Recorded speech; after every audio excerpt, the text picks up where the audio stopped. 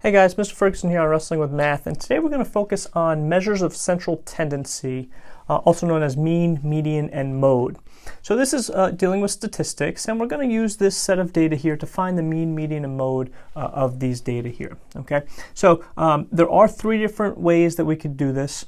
Mean is the average. They like to say teachers are mean. This is what they use to find out our grades. So that's our average.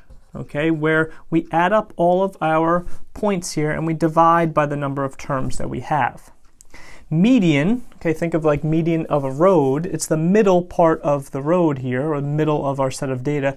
This has to be the middle number, but it has to be in order from least to greatest. Least to greatest. Okay, that's going to be the key there. And then the mode is the number that occurs the most. Sometimes there is no mode, sometimes there's multiple modes. So look at our set of data here, 7, 9, 4, 7, 5, 2, 8. Okay, these 1, 2, 3, 4, 5, 6, 7 numbers here. If I want to find the mean, okay, what I'm going to do first is I'm going to add up all of these numbers. Okay, so I'm going to take my calculator and I'm going to do 7 plus 9 plus 4 plus 7 plus 5 plus 2 plus 8. So I add all those up, and that gives me 42.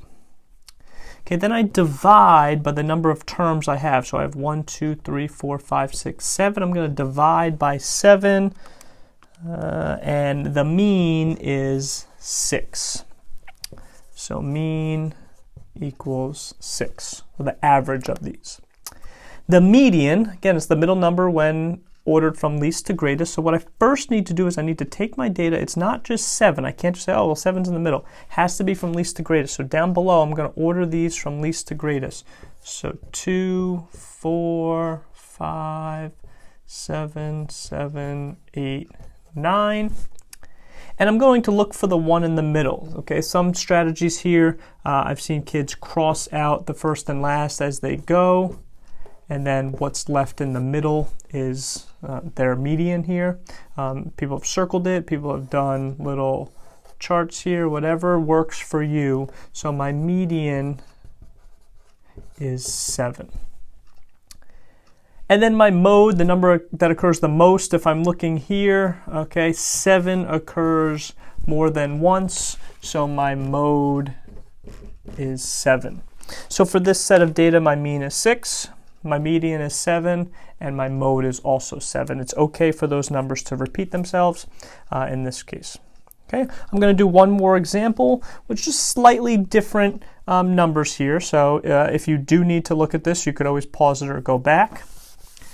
I'm going to erase these, and I'm going to 8, 12, 7, 7, 6, 12, 4, 9. Okay, so now I have 8 numbers here.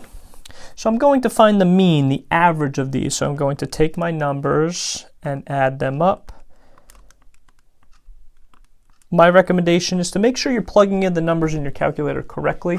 A lot of times, maybe if I went to go press 12, I accidentally only pressed 1 or only pressed 2, or maybe I didn't hit the plus sign and I wound up getting 127. So just be careful when you're plugging your numbers in. So for the mean, I add up all of these and I get 65, and I divide by 1, 2, 3, 4, 5, 6, 7, 8, the number of terms I have. So 65 divided by 8 is 8.125. It's okay for the mean to be a decimal. So I'm going to write down below, mean equals 8.125. Some problems, they may tell you to round. Okay, so for this example, 125 ended, so I'm not going to go crazy with rounding.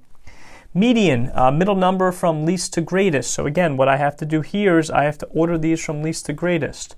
4, 6, 7, 7, 8, 9, 12, 12, 1, 2, 3, 4, 5, 6, 7, 8. And if I were to cross these numbers off as I went, I have a little scenario here. I actually have 2 middle numbers. In this case, again, this happened when I had an even number of data here. I'm going to add these 2 numbers up and divide by 2. So I'm actually going to find the mean of those 2 numbers. So if I add up 7 and 8, That gives me 15 divided by 2, and I get 7.5. So my median is actually a decimal, and that's okay. Okay, again, this happened when there was even set of data here. And my mode, the number that occurs the most, if I'm looking here, well, 7 occurs twice, but 12 occurs twice as well. So for this example, I actually have 2 modes. My mode is 7, and it's also 12. Again, that's okay in this situation here.